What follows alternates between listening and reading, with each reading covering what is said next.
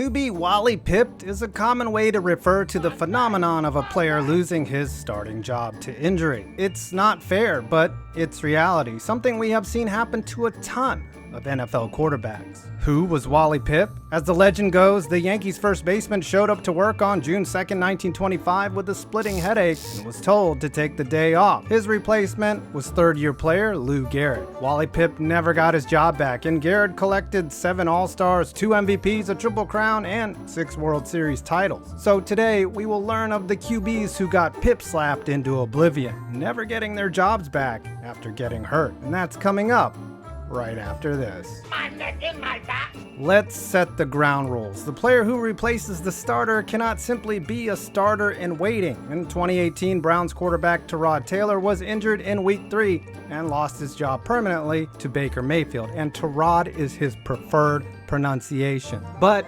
Mayfield was the #1 overall pick, and it was simply a matter of time before he got the job anyway. If it's inevitable, it's not a Wally Pipp. Let's get into it. Tony Romo. Before Tony Romo became Jim Nance's personal Nostradamus in the CBS booth, he was the Dallas Cowboy who could never get over the hump. After 9.5 years under center for America's team, Romo suffered a shoulder injury in the 2016 preseason that forced the boys to suit up their 4th-round pick, Mississippi State's Dakota Rain Prescott. Dak took the reins and had the most successful season a rookie quarterback has had since Ben Roethlisberger, leading the Cowboys to a 13-3 record with help from his fellow rookie classmate Ezekiel Elliott. Romo played just 1 series that season after the Cowboys locked up a first-round bye, culminating in a touchdown pass that would prove to be the last of his career. Romo had interest from several teams after 2016. The Broncos, Jets, and Bears all tried to land the former Pro Bowler, but the team he eventually signed with was CBS. It was probably the right career move for Romo. He went from a polarizing, ultra-scrutinized figure in Dallas to instantly one of the most beloved announcers in sports. So even though Dak pipped Romo, don't feel bad. The former Cowboy now makes $17 million a year in the booth, the same amount he made in his last year as a starter in 2015. Drew Brees. It's hard to believe that at one point the San Diego Chargers quarterback room included Drew Brees, Phillip Rivers, and Doug Flutie, one surefire Hall of Famer, another potential gold jacket, and the greatest drop kicker in NFL history. It's even harder to believe that the best quarterback in that room, you know, the guy with the passing touchdown record, was the one who got the boot. After a tough 2003 season in which Drew Brees threw 4 more picks than touchdowns, the Chargers understandably used their first overall pick on Eli Manning, who then became Phillip Rivers, which is a topic for another video. Rather than fold, Brees took the pick as a challenge and raised his game in 2004, throwing 27 touchdowns and flipping San Diego's record from 4-12 to 12-4.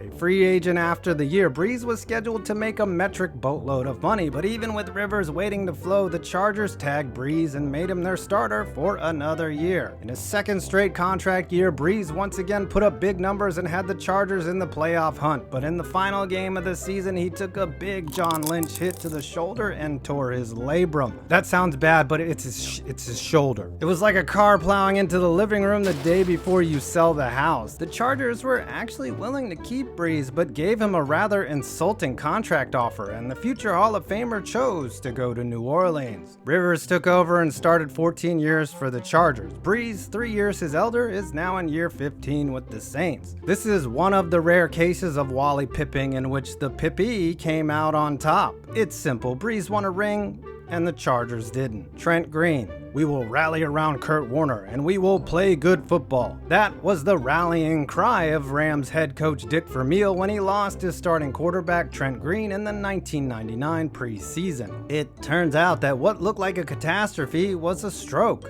of good luck. Kurt Warner started against the Bengals in Week 1, his first go since he was an Amsterdam Admiral, and lit up Cincy, tossing 3 touchdowns. In fact, he became the first player ever to throw 3 touchdowns in each of his first 3 games. The man who was stocking shelves for $5.50 an hour after being released by the Packers was the most unexpected MVP in league history. Trent Green did not start a game that season. Warner led the Rams to Super Bowl 34 through the game-winning touchdown pass and won MVP. Warner hung on to the job for just another 4 years, earning another league MVP and coming within an Adam Vinatieri kick of a second ring before Warner himself got somewhat Wally Pipped by the great Mark Bulger, who earned a Pro Bowl bid after taking over for the grocery boy turned legend. Trent Green, fortunately, was able to rebound and put together a strong career in the aftermath of his unfortunate quarterback cuckdom. When Warner suffered a hand injury in 2000, Green filled in, throwing 16 touchdowns in 8 appearances. Green went on to join the Chiefs, where he made a pair of Pro Bowls, starting 80 straight games in the process. Fittingly, in the final year of his career, Green made his way back to St. Louis, where he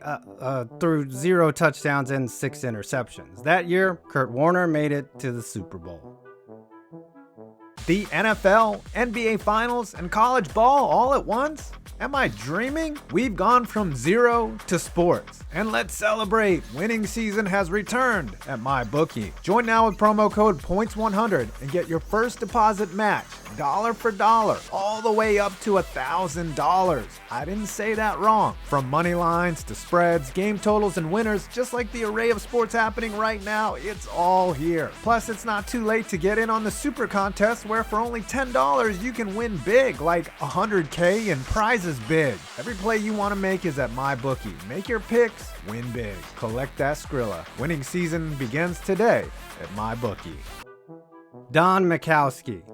Brett Favre started 297 consecutive games in the NFL, but the man who gave way to that streak was also a folk hero in Green Bay. Don Magic Man Majkowski, a 10th round pick, finished second in MVP voting in 1989 despite his team not even making the playoffs. He nearly earned that honor for his 27 touchdown passes, a passing title, and most notably leading the Pack to their first victory over rival Bears since the 1984 season. Majkowski's flair for the spectacular, plus his personable demeanor and signature 80s mullet, made him an extremely well-liked figure in Wisconsin. But even those who win hearts and minds cannot escape fate. In 1992, the Magic Man tore an ankle ligament in Week 3 against the Bengals, and his replacement, former Atlanta Falcon Brett Favre, entered the game and led Green Bay to a thrilling victory in the final seconds of the game. There would be plenty more of those, plus 3 straight MVP seasons, a Super Bowl ring, and a billion different passing records. Majkowski went on to serve as a backup for the Colts and the Lions prior to his retirement in 1996. The Packers thought enough of the Magic Man to give him a spot in the Packers Hall of Fame, alongside names like Bart Starr,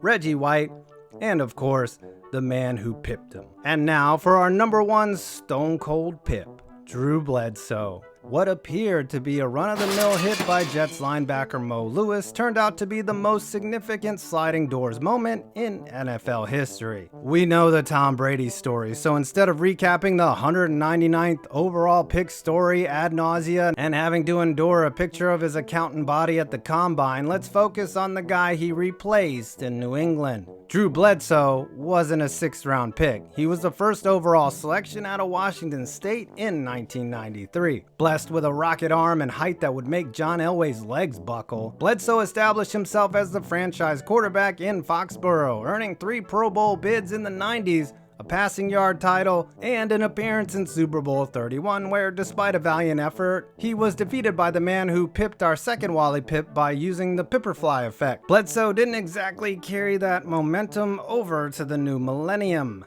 As the Pats starter in 2000, going 5-11 and starting the 2001 season 0-2 before Mo Lewis decided to send us down the wrong historical timeline. Bledsoe didn't sulk, however, staying ready, even filling in for Tom Brady in the AFC Championship game and getting the W. But the Pats went back to Brady for the Super Bowl, forcing their former first pick to hold a clipboard as his once backup got all the glory. But let's be real, Bledsoe likely wins that game too.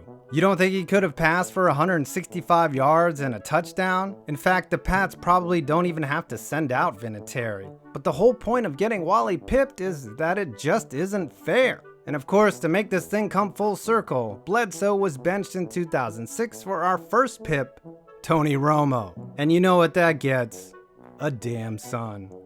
Well, I hope you enjoyed this video. Please hit that subscribe button for more interesting videos on sports.